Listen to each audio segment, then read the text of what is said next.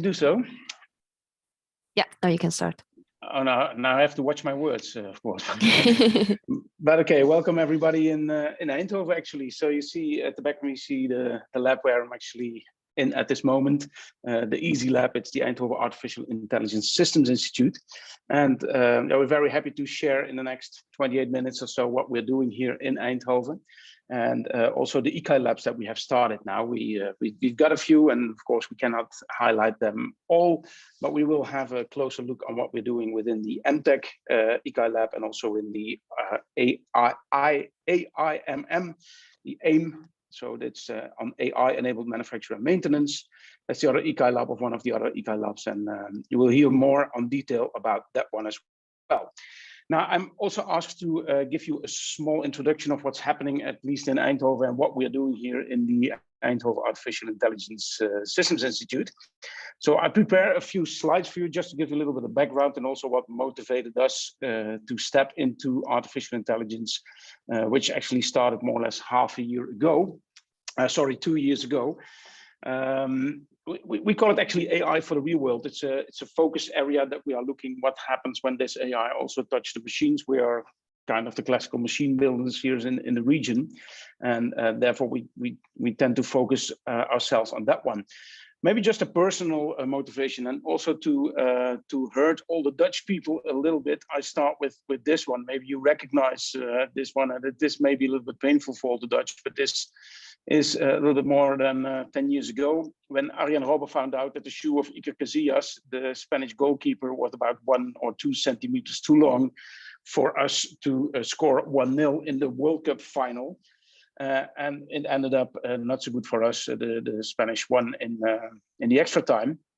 But it was not the first time. It's about the third time that we were in the final as a small country of the World Championship football, and we lost all 3 of them. So we thought a few years ago, maybe we should try another asset. So in 2010, or it's not 2010, that's a little bit wrong. This is a couple of years ago, we sent our women. We have tall and strong women in the Netherlands, so let's send them. And they also got to the final of the World Cup football. It was in 2019, as you can see here, and we lost again. So that didn't really work out as well. This is a big frustration in the Netherlands, but we found a solution, and actually by looking at the machines, this happened on the exact same day as the women lost the final. We won the final of the robot football team. And that was not the first time, but I think the 5th time already, not in a row, but so every now and then we got to be world champion on robot. And this is actually how we look at machines. On areas where we as humans are not good enough, ask the machines and let them help. And these machines even can beat the real football players in a couple of years from now. They're not there yet. But it's actually more the future, how we are looking on working with machines. Because you think from, okay, watching football machines is a little bit strange.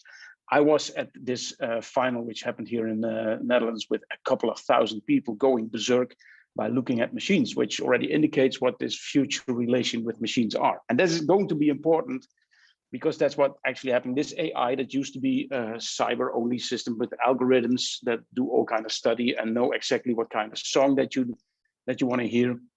That's actually what at this moment is interfering with what machines are doing.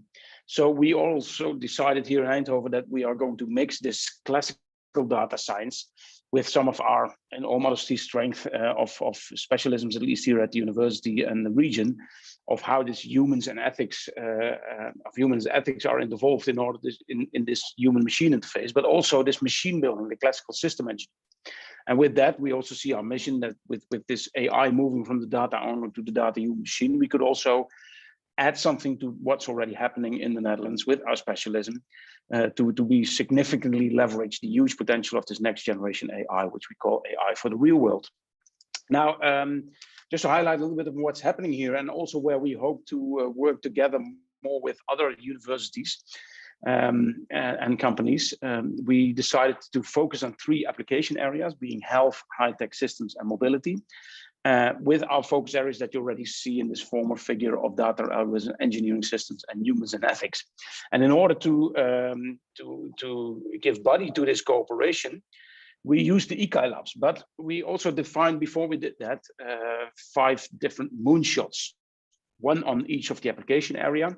and 2 on more the basic that account for all these application areas. And that's also what we're going to highlight a little bit more here today, and also by the other 2 speakers. To be very short in this one, and we can make these slides available. The healthcare anywhere, which is actually meaning that wherever you are, you don't need a hospital, but the hospital also doesn't need any patients. And you're going to have more on these details and specifically on the MTech ICAI lab later on. So I'm not going to dive too deep into this one.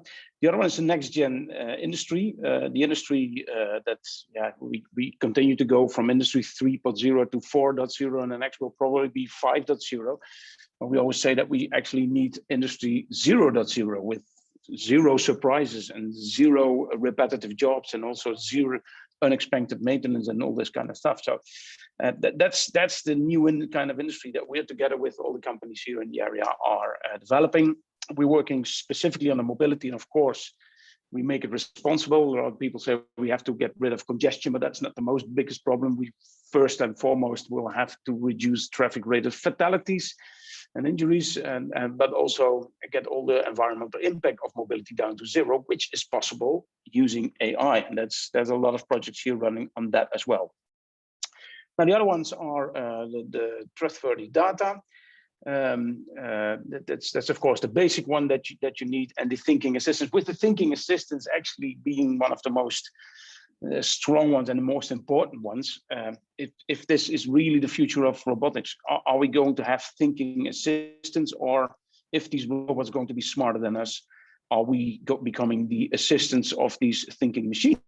That's another discussion that we of course also start having with a lot of companies, but also with other universities working together, because that's an important question for the future. Are we going to have this relation with machines and robotics in such a way that it will assist us and gives us the room to be even more human as we have been before? Or can this be a kind of dangerous situation? Now, there's a lot of examples on how this is going to work. It is a one-way street to artificial superintelligence, but yeah, the growth of machine intelligence will certainly continue. It will not stop at human intelligence level. And yes, there is such a thing as consciousness or character or soul or whatever we call it. And it might differentiate us in the end. It also might not. That's an almost religious discussion. But even if it would differentiate us, it will not help us to stay ahead of artificial intelligence. So that's the questions that we need. I'm going to skip this one, by the way, because that's for a longer story. Sorry for that one. I think the real danger is, and that's bottom line, and that's how we think there's no other option of working together with machines. A lot of people fear that there's a danger that these computers will begin to think like humans, but I think the bigger danger is that humans will begin to think like computers, because that, to my point of view, it's what's happening. Let's do all the coloring within the line stuff to machines, and let us do the coloring outside the lines is really the added values. Because if you just do repetitive jobs and simple things that we used to do, and we keep on doing that, there's no real added value in us. So this is a new combination that we would like to see in the future, and let these computers end up maybe first or second, and they will be stronger. But let us have the fun, just as this kid coming in third here also seems to have a little bit more fun than the other 2 kids. That's, to my point of view, the distribution for the future. It's just a little bit of a glimpse of what we're doing here in Eindhoven. It's concentrating on these machines. It's cooperating with other universities on this future of AI. We have this machine building kind of gene, high-tech systems kind of gene in us, and I think it will enable us, together with the entire industry and other universities, in order to come stronger also as a country. So that's important.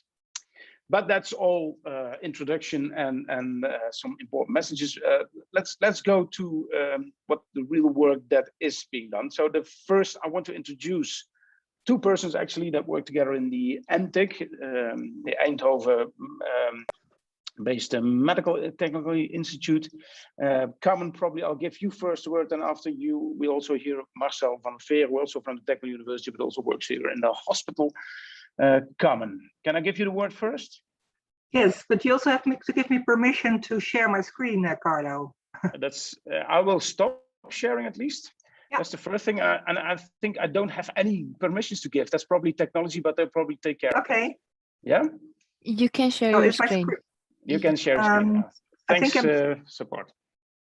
Thank you, Carlo, for this introduction, and also, of course, for the general introduction. Do you see my screen? Yes, just not in presenters mode. Okay, thank you. This should go now. Is it presenters mode now? Not yet. Yes, now it is, I guess. So indeed, we will present MTIC, the Eindhoven MedTech Innovation Center, and of course, in particular, the MTIC AI Lab. So look into the exact letters. It's not MTIC ICAI Lab, but it's MTIC AI Lab, as you can see. And I will present together with Marcel van Veer, who is the science coordinator at the Catharina Hospital, one of our partners.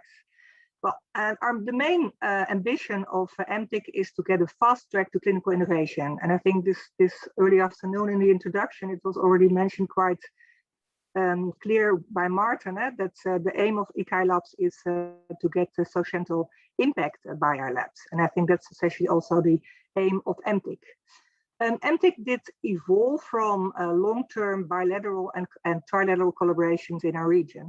Collaborations between the 5 partners who are now officially the MTIC partners. That's the medical Maxima Medical Center, that's the Catharina Hospital, that's Kempenhagen, Philips, and Eindhoven University of Technology. And the fact that we are close together is also scientifically proved that it's a real advantage into getting real successful collaboration. Of course, next to that, we all are world class in some specific topics. And the topics that we are world class in together are the application topics sleep, perinatal, and cardiovascular. So you see here also the combination of the industry partner, which is Philips, the clinical partners, I already mentioned the 3 hospitals and the university. So in all the projects, there's always a clinical partner, there's always a university, and there's always an industry, which is Philips. So how are we doing that? We're really looking into patient-centric innovation that we really bring into practice, but also to make a world-class ecosystem, including the data, is one of our aims. And of course, the main aim is also to attract top talent and educate top talent. So we officially started in 2018, and we went from a number of programs into an increased ecosystem on these topics, but also we are playing a role now in a national eco landscape, include not only with the ICAI Labs, but also with a collaboration with Health RI, which we come back on. So I think we are the first, as far as I know, the first ICAI Lab that combines both industry partners and clinical partners. And MTIC is, to give you a little bit, the total MTIC collaboration is more than 100 PhDs, and there's a big and an increasing part is working on AI. The main topics are to increase the patient quality of life by monitoring and diagnosis, and to optimize treatment and strategies for them.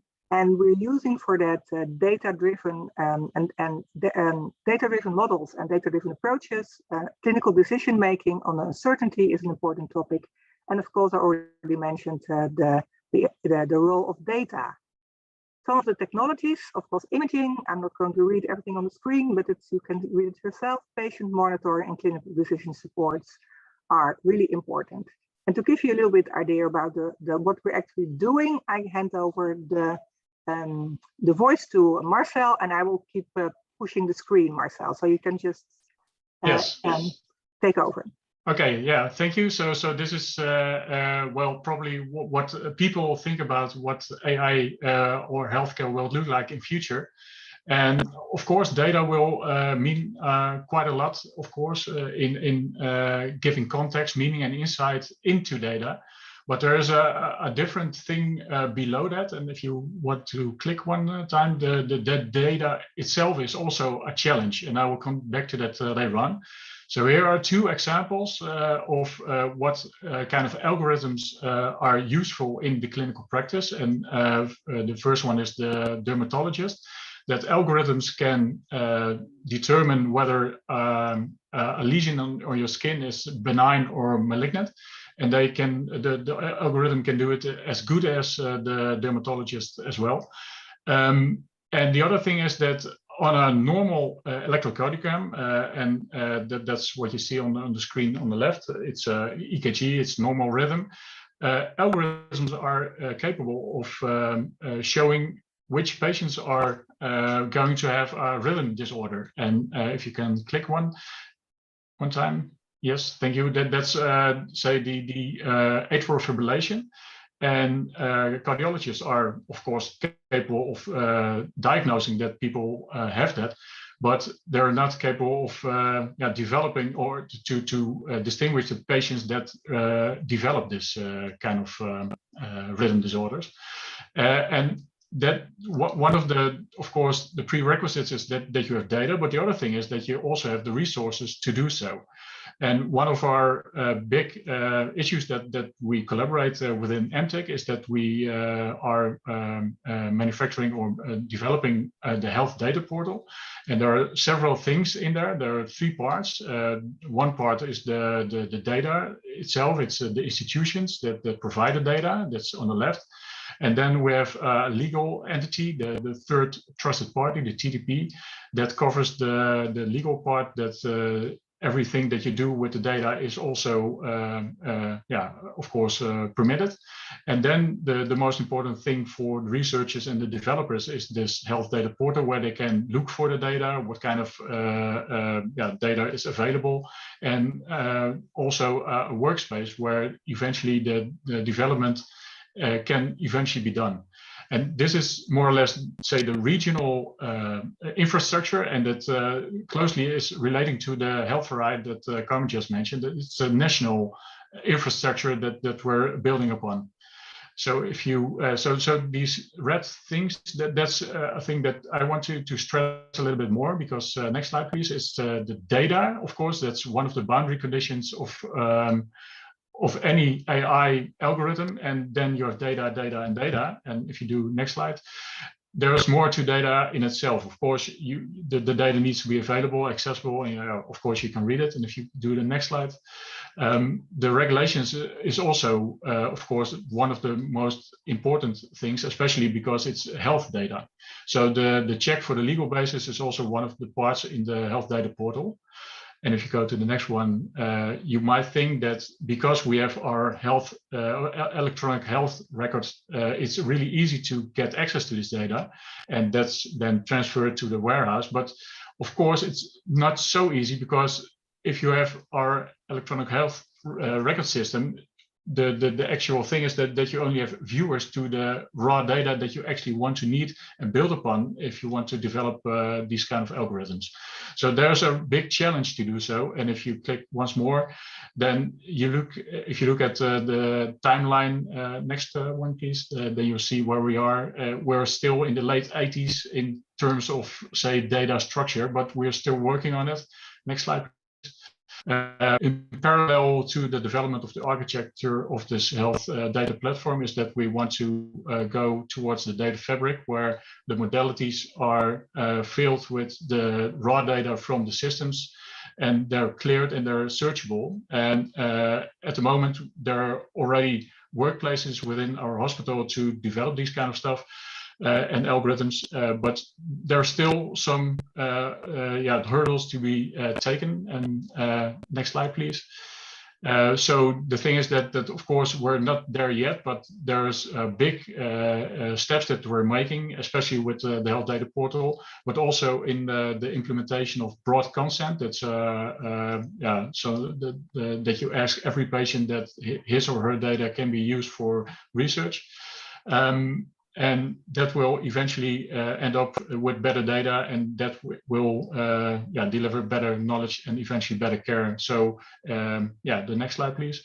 That's probably eventually where we want to end up with this kind of image that there's a lot of more data, and that healthcare can be definitely improved with AI.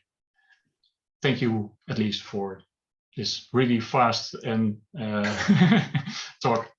Yeah, thank you very much, and also for being on time, because we in Brabant have the word of always being 15 minutes too late, but we only made it with 1 minute. So thank you very much for that. Okay, people are interested. Of course, there's much more detail to share about. Maybe it's also a tip that please follow us also on LinkedIn or on Twitter or whatever, because we have regularly, as we call it, easy cafes. And when they go live, you have free beer and bitterballen afterwards, but you get a lot of pitches, as long as we have to do it is also very interesting. A lot of pictures of all what the researchers are doing and discussion Q&A afterwards, and they might also be very interesting for you. So that's just a tip in between. Let's go quickly to the last one. And yeah, thanks very much, Carmen and Marcel. We go to Shane. Shane, are you in? I am here and I'm ready to go. And you're ready to go to talk about the AI-enabled manufacturing maintenance. Shane. Very good. Thanks very much, Carlo. So AI-enabled manufacturing and maintenance is one of our ICAI labs indeed at the TU in Eindhoven. Just to get the mouse to click. It's a bit slow. So we're part of the EASY Institute. We've got 4 labs within our ICAI infrastructure at the TU. AIM is one of them. We've got a number of others. You've just heard about MTech. But we also have another one which is focused on robotics, and we have another one which is focused on mobility. So if you're interested in any of these topics, please contact us. Okay, what does the AIM Lab set out to do? Well, we have a number of different goals, but one of them is, of course, is to share what is the state of art of AI with the wider community of industries and companies around the Eindhoven region, around the Brainport region. And from that, then to build a community which is going to explore AI research. And often we see that we end up placing student projects because AI is still new for many companies, and it helps them to get used to it, to get a feel for what AI can do for them. And then hopefully, and often is happening, has already been happening, we participate in calls with those companies and we start new projects. And we're involved with a number of companies at the moment on new AI related calls, particularly looking at Horizon Europe, which is a new and hot topic for us all, but also looking at NYO calls and other calls that are around. And of course, we're also looking at what can we take from that? What can we take from our research, and how can we use that again in our education? Can we use it to turn our students into AI competent, AI qualified students? And we have a goal to create 25% of all of our TU students within a few years, that they're all very comfortable and very well able to work with AI. So these are the goals for the AIM Lab. It's all built on, to start with, the industry partners. And all of these industry partners that I'm showing you here, these are the 4 in the lab: Nexperia, KMWE, Marel, and Lely. These are all high-tech companies. And the reason I think that they're in this lab is because high-tech is a wonderful platform. It's a great starting point. Now the question is, what can AI do to add value in these companies? So we're taking their existing high tech and we're looking at situations. How can we use AI to either reduce costs or improve performance or make their products more attractive to their customers? So none of this happens without a team. And as you can see here, we have an enormous team. This is a team that's made out of a mix of people from industry and also from the TU. These are different researchers from several different departments. The AIM Lab started about a year ago, but before the AIM Lab was there, we already had a community, and we built on that with our industry relationships to create this new lab. And it's kind of exciting. There's a lot of moving parts. There's a lot of very, very cool, very interesting people in this group, and I'm very happy to be a part of it. But without this, we wouldn't have an AIM Lab, without these people. These are some of the things we've been doing. We've been running workshops. So Carlo mentioned earlier the Thinking Assistant. It's one of the moonshots we have in EASY. We did a very successful workshop, not just for the 4 companies that we have. Great that they're there, but we also had many other companies from the region came and join us in December, and it's led to several follow-up discussions and hopefully research projects coming from that. We've also done one recently on dynamic planning. We have another one coming up in May on predictive maintenance, and we have other topics that we've identified for later this year that we want to do in workshops. So typically these are a mix of researchers, but also industry people talking. So this isn't just talking about what the research can deliver, it's also talking about, from experience, what has research in the past delivered. So we're trying to inspire people with these. This is the last workshop we did, just some of the talks we had. In this case was about digital twins, but it was really about improving the performance of 2 companies. One of them was KMWE and the other one was Nexperia. And I love this quote from Jeanette. Jeanette is one of our industry members, but she also works a day a week for the TU. And she said, collaboration as one of the engines driving innovation. And that's what we're trying to do. We're trying to collaborate. We're trying to be an engine that drives innovation. And that's our goal within this lab. One of the things I'm very proud of that we've done as a group between researchers and industry people is we've looked at what's coming, not just what's coming down the road from AI, but how will AI impact industry? And we know that there's two really important themes. One is we know that industry is going to be digitized. We know there's going to be an enormous amount of data. But we also know that we need to be more sustainable. We need to be more green. And from that, we identified 5 different components, looking at multiple different sources, and we've discussed these. And we came up with this, which I think is lovely. It shows that we're now looking at Industry 4.0. We're looking down the tunnel. We're looking at Industry 5.0, as Carlo mentioned. And that's something that's very exciting. So we're not just looking at automation. We're not just looking at the systems engineering background that we have. We're also looking at how can AI help with planning, and how can AI help with interaction between systems. And we're also looking even further, and we're saying, what can AI do that can return the sovereignty of Europe and the sovereignty of the Netherlands in many ways in supply chains? How can we reduce the environmental impact of supply chains? We've seen that in our COVID days, but we really need to think again about how we organize ourselves. We also want to make it a world where communities and workers are not just delivering something to a company, but we share something together. We want to use AI for that. And of course, what's really important, what's going to significantly separate successful countries and successful areas from others is how well do you innovate? And that's the last area we think AI will help with in this Industry 5.0. So can we take the efficiencies of scale and reduce them down to a batch size of 1? Can we create really fast turnaround times where we introduce new technologies and new ideas? That's it. We have a website. The link is at the top of my slide. If anyone wants to talk to me or to talk to the people that I showed earlier in our community or anyone else at EASY, please contact us. We're really happy to talk to you.